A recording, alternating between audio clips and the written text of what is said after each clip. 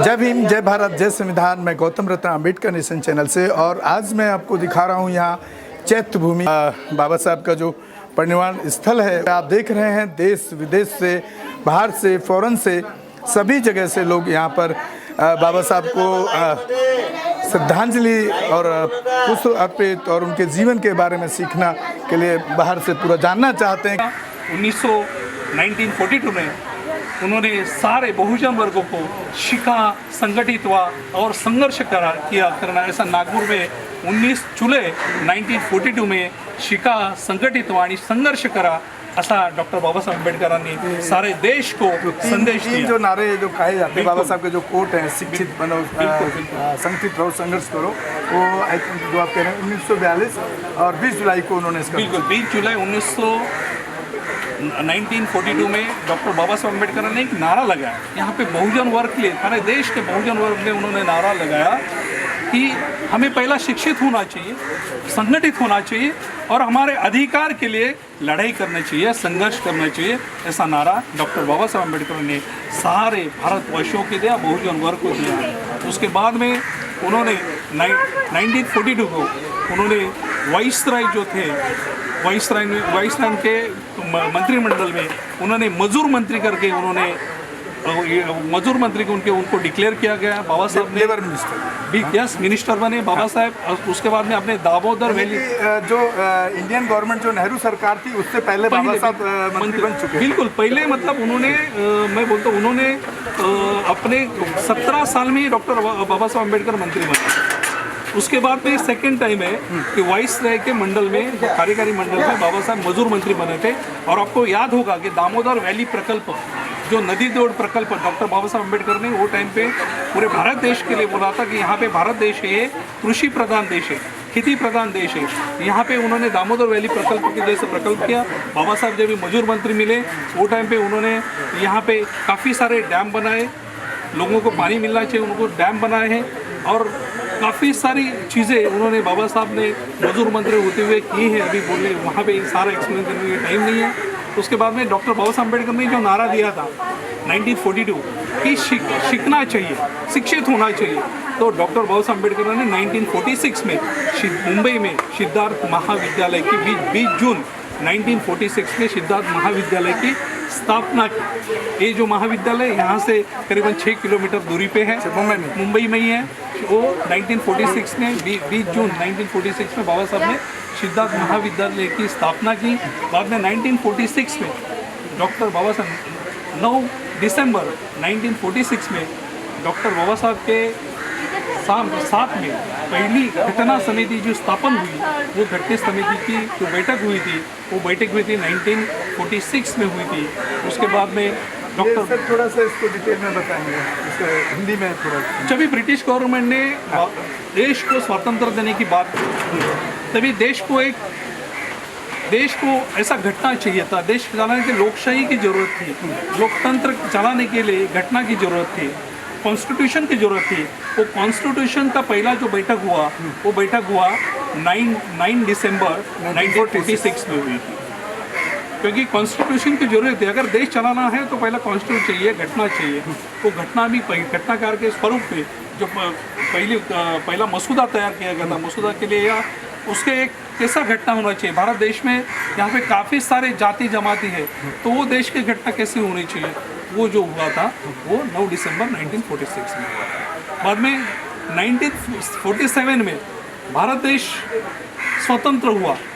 15 अगस्त 1947 में देश स्वतंत्र हुआ और पहले जो मंत्रिमंडल था, वो मंत्रिमंडल में बाबा साहब अम्बेडकर मिनिस्टर के स्वरूप में, जब उनके पास में कायदा लॉ मिनिस्टर, यस मिनिस्टर बने, कानून मिनिस्टर बने थे। उसके बाद में 1948 में बाबा साहब ने फरवरी 1948 में जो कॉन्स्टिट्यूशन का कच्चा मसूदा बोलते हैं, ठीक है, फाइनलाइज उसको नहीं बोलते हैं, ओके ठीक है, वो उन्होंने बना दिया। फिर 1948 में डॉक्टर बाबा साहब अम्बेडकर ने डॉक्टर बाबा साहब अम्बेडकर वो टाइम पे काफ़ी बीमार होते थे और 1935 में रमाई का निधन हुआ था।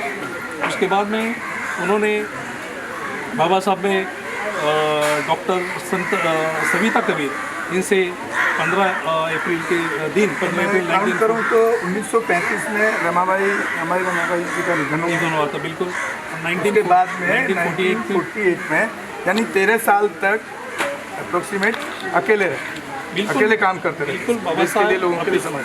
बाबा साहब 13 साल में अकेले काम कर बहुजन वर्ग के लिए काम करते हैं, और वो काम करते करते वो काफ़ी थक गए थे, बीमार हो चुके थे।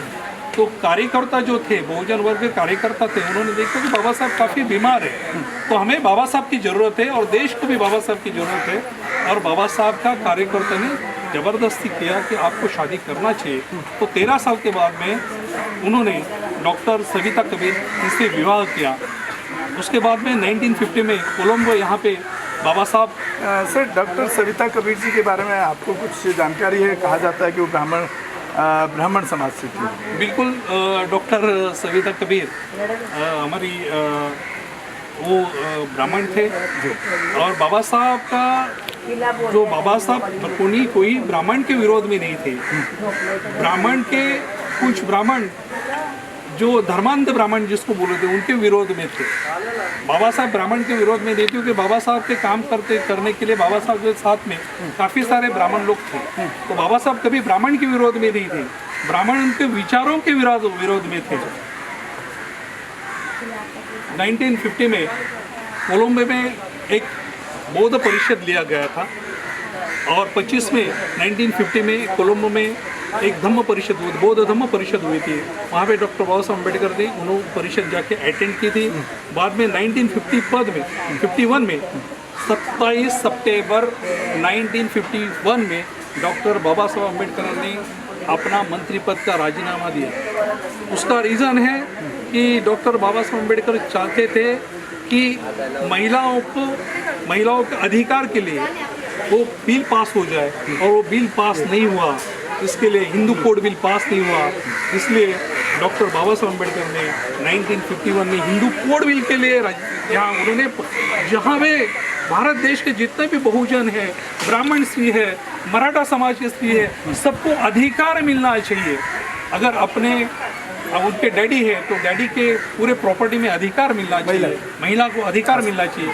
वो महिला के अधिकार के लिए डॉक्टर बाबा साहब हिंदू कोड बिल के लिए डॉक्टर बाबा साहब अम्बेडकर ऐसे भारत में एकमेव नेता है कि उन्होंने हिंदू कोड बिल संसद में उन्होंने लिया, और संसद में नेहरू वहाँ पे प्रधानमंत्री थे, और प्रधानमंत्री होते हुए नेहरू ने उन्होंने प्रॉमिस किया था कि हिंदू कोड बिल मैं पास करके ले लूँगा संसद में। लेकिन हिंदू कोड बिल बाबा साहब के सामने पास नहीं हो पाया। तो बाबा साहब को बहुत सदमा लगा कि मैं महिलाओं के लिए लड़ रहा हूँ, मैं बहुजन के लिए लड़ ही रहा हूँ, लेकिन पूरे देश के महिलाओं के, तो ब्राह्मण महिला हो, मराठा महिला हो, कोई भी समाज की महिला हो, उन्होंने उनके अधिकार के लिए, वो अधिकार प्राप्त न होने के लिए डॉक्टर बाबा साहब अम्बेडकर ने 1951 में वो बिल सादर किया, संसद में सादर किया। और 1951 में अगर वो बिल संसद में पारित नहीं हुआ, इसलिए डॉक्टर बाबा साहब अम्बेडकर ने 27 में 1951 में उन्होंने अपना राजीनामा दे दिया। उसके बाद में 1952 में कोलंबिया यूनिवर्सिटी में उनको सम्मानित किया गया। LLD एस पदवी जो है वो कोलंबिया यूनिवर्सिटी ने डॉक्टर बाबा साहब अम्बेडकर को बहुत सम्मान के साथ उनको प्रदान की। और बाद में 1953 उस्मानिया विद्यापीठ में डॉक्टर बाबा साहब अम्बेडकर को डीलेट ए पदवी, डॉक्टरेट ए पदवी दिया गया। आप सोचिए, उस्मानिया विद्यापीठ में उनको 15 जनवरी 1953 में उनको सम्मान किया गया, उनको डॉक्टरेट दिया गया, उनको डीलेट ए पदवी दिया गया। उसके बाद में 1954 में रंगून में श्रीलंका रंगून में यहाँ पे जागतिक बौद्ध परिषद हुई, उसमें डॉक्टर बाबा साहब अम्बेडकर ने वहाँ पे हिस्सा लिया था।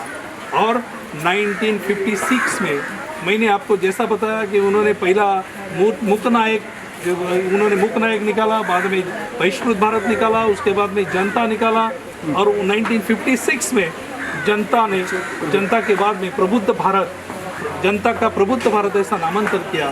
प्रबुद्ध भारत मतलब बुद्ध को शरण देने वाला भारत, बुद्ध को विचार बनने वाला भारत। मैगजीन जो उनके न्यूज़पेपर जो होता था उसके नाम भी समय समय पर उन्होंने बदलते गए, क्योंकि उसमें कहीं ना कहीं इसका मतलब है कि बाबा साहब ने इतनी जागरूकता लोगों को दी थी, वो मतलब एक मूकनायक से और फिर बुद्ध तक पहुंचाने का बिल्कुल मूकनायक बहिष्कृत भारत जनता और जनता से बाद में 1956 में जनता का प्रबुद्ध भारत, मतलब वहाँ पे प्रबुद्ध बुद्ध के नाम से, बुद्ध के विचार से उन्होंने 4 फरवरी 1956 में प्रबुद्ध भारत की एक पाक्षिक की एक न्यूज़पेपर का निर्माण किया।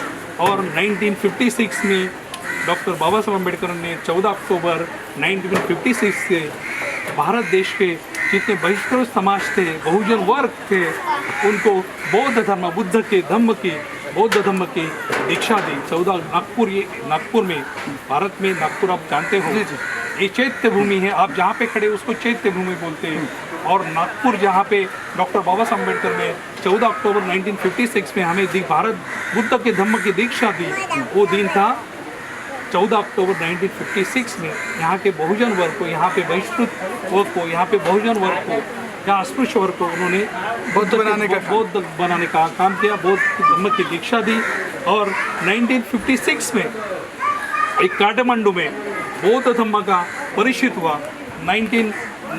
15 नवंबर हिंदी भाषा में कहें तो काठमांडू में एक विश्व बौद्ध सम्मेलन। बिल्कुल, बाबा साहब अम्बेडकर ने काठमांडू में एक बहुत बड़ा बौद्ध सम्मेलन हुआ, बौद्ध भंते का सम्मेलन हुआ 15 नवंबर 1956 में। डॉक्टर बाबा साहब अम्बेडकर ने वो काठमांडू में बौद्ध विश्व परिषद हुई, उसमें हिस्सा लिया। और वहाँ पे बुद्ध भंते हो, वहाँ की जनता हो, उनको वहाँ पे उन्होंने प्रबोधन किया, संबोधित किया। और आप जानते ही हैं कि 6 दिसंबर हम सब के लिए काफ़ी बुरा दिन है, जिन्होंने अपना सारा जीवन बहुजन वर्गों के हित के लिए, भारत देश की सारी महिलाएं थी, वो भी आप बोलोगे तो बहिष्कृत थी, उन्हें भी कोई अधिकार नहीं था। ये भारत के जो भी महिला हो, वो ब्राह्मण समाज की हो या अस्पृश्य समाज के हो, वो सारी महिला देखिल अस्पृश्य थी। उनको अधिकार प्राप्त करने का काम खरे अर्थ में डॉक्टर बाबा साहब अम्बेडकर ने दिया। और 6 दिसंबर 1956 को महापरिनिर्वाण। सर, ये जो चैत्य जो शब्द है, इसके बारे में कुछ बताएंगे? ये मराठी शब्द है या हिंदी भाषी शब्द है? चैत्य भूमि जो नाम रखा गया है, चैत्य मतलब हमें प्रोत्साहित करना। चैत्य मतलब प्रोत्साहित करती है। हम यहाँ पे आते हैं तो डॉक्टर बाबा साहब अम्बेडकर के विचारों से हम प्रभावित होते हैं। ठीक है, एक लास्ट सवाल और है मेरा।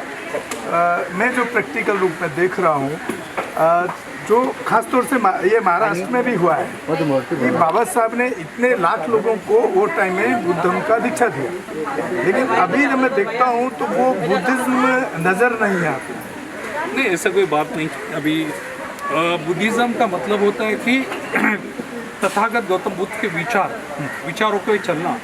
और काफ़ी आप देख रहे हो, आप यहाँ पे आने वाले लोग देखेंगे तो यहाँ पे सारे बुद्ध के विचार पे चलने वाले लोग हैं, बाबा साहब के विचार पे चलने वाले हैं। जो बुद्ध के विचार पे चलने वाला लोग है, वो शांत हो जाता है, वो वैचारिक होता है, वो वेल एजुकेटेड होते हैं, वो रास्ते पे उतर के दंगा फसाद नहीं करते हैं। तो इसलिए आपको ऐसा लगता है। महेंद्र चाफे। सर, आप सुन रहे थे यहाँ पर महेंद्र चाफे जी से, जो यहाँ मुंबई से ही हैं और मराठा का उनको बड़ा भाषा का भी ज्ञान है, और यहाँ का पूरा बाबा साहब की हिस्ट्री को उन्होंने आपके सामने रखा। और वो ऐसे एक पॉलिटिकल पार्टी में भी काम कर रहे हैं जो बहुजन की एटलीस्ट महाराष्ट्र में तो आवाज़ है ही है। वंचित बहुजन काम कर रहे हैं। मैं वंचित बहुजन आघाड़ी, अच्छा, जो प्रकाश राव अम्बेडकर साहब लीड करते हैं, उसमें मैं बाबा साहब के, जी बिल्कुल, उसमें मैं वंचित बहुजन आघाड़ी का ठाणा जिला प्रवक्ता और प्रसिद्धि हूँ। जमीन सर, बहुत बहुत धन्यवाद, आपने हमें अपना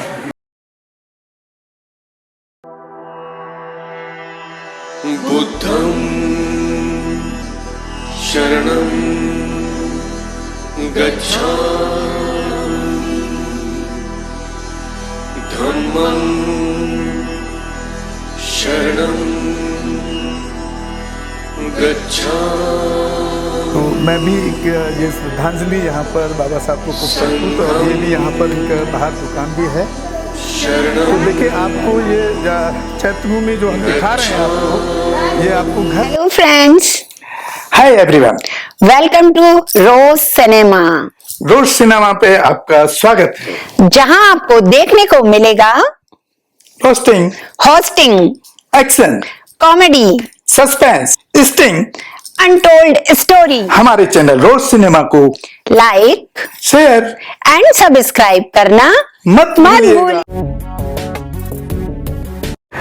मैं गौतम रत्ना आपका बहुजन फिल्म प्रोडक्शन में स्वागत करता हूं और आप हमारे प्रोडक्शन हाउस के अंदर अपना कैरियर बना सकते हैं as a film director, as a producer and actor and actress and editor and cinematographer also.